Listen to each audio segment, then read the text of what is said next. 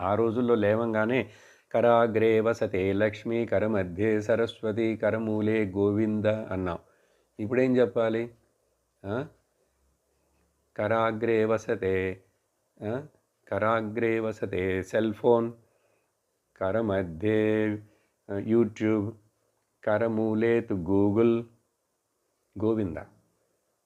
ఇవే కదా WhatsApp, YouTube, Google.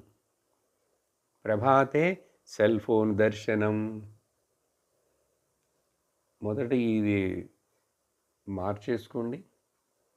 8 గంటల వరకు ఫోన్ను తాకను.